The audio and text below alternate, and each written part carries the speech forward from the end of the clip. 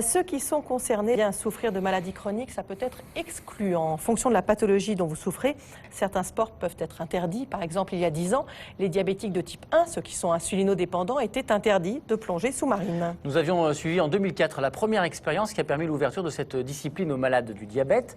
La même équipe veut faire encore progresser l'accès à la plongée. Nous sommes de nouveau allés les rencontrer. Reportage à Marseille de Stéphanie Ratchek, Michel Tardy et Hervé Droguet. 9 h du matin, au large de Marseille, à 20 mètres de profondeur, dans une eau à 14 degrés. À première vue, il s'agit d'une plongée comme il y en a beaucoup dans les eaux méditerranéennes. Mais ces plongeurs participent à une expérience scientifique, car ils sont diabétiques.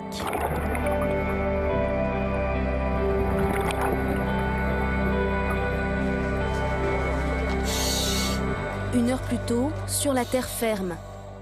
Avant le départ pour l'expédition sous-marine, contrôle des équipements et mesure de la glycémie, le taux de sucre contenu dans le sang de ces diabétiques de type 1. Les glycémies capillaires, s'il vous plaît. Nous sommes au cœur d'une expérimentation. Le docteur Lormeau, endocrinologue et fan de plongée, veut étudier la réaction de l'organisme de ces diabétiques à un mélange d'air particulier qui pourrait leur permettre d'économiser de l'énergie. On veut voir ce que donne la plongée au nitrox, donc qui est un mélange suroxygéné, sur le profil glycémique des diabétiques, si le risque d'hypoglycémie est diminué, sur le bien-être et la fatigue pendant les plongées. Pour cela, chaque plongeur porte ce petit lecteur de glycémie qui va permettre de mesurer et d'enregistrer en continu leur taux de sucre avant, pendant et après la plongée.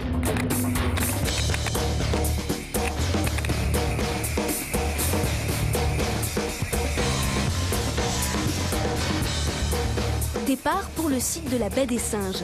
Sur le bateau, les plongeurs diabétiques connaissent tous le risque qui les menace. L'hypoglycémie, la chute du taux de sucre dans le sang qui peut entraîner une perte de connaissance fatale sous l'eau. Pour l'éviter, ils ont tous leur remontant. De la crème de marron. Et en fait, c'est extrêmement efficace pour pouvoir monter un petit peu la glycémie, juste pour être dans les paramètres en fait, bien pour une plongée, voilà, en toute sécurité.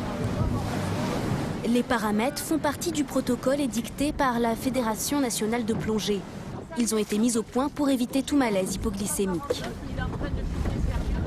Il y a des choses à faire, c'est ce qu'on fait actuellement sur le bateau avec Boris, c'est-à-dire on va vérifier un petit peu notre niveau de sucre avant la plongée, être sûr d'être à un niveau minimum. Comme je dis, c'est un petit peu comme quand on est en voiture, on roule, on part pas avec un réservoir vide. Nous, c'est notre réservoir de sucre, on va s'assurer qu'il y a la bonne quantité pour pouvoir plonger et ressortir en sécurité, par risquer la panne sèche de sucre, donc l'hypoglycémie sous l'eau. Par rapport à votre diabète, donc vous avez tous fait votre glycémie avant la mise à l'eau et vous en avez fait part à l'infirmière et aux 2 médecins qui restent à bord pour l'autorisation de mise à l'eau.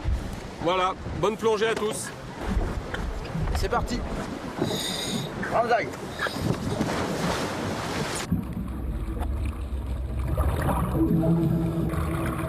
L'objectif de cette expérience est d'assouplir les règles très strictes qui encadrent la plongée des diabétiques. Selon les règles, ces plongeurs ne doivent pas passer plus de 30 minutes sous l'eau. Ils doivent limiter leur descente à 20 mètres afin de pouvoir remonter rapidement en cas d'urgence. Mais surtout, ils doivent systématiquement être accompagnés d'un moniteur. Des mesures imposées pour éviter le moindre accident. Après une demi-heure de plongée, il faut déjà refaire surface.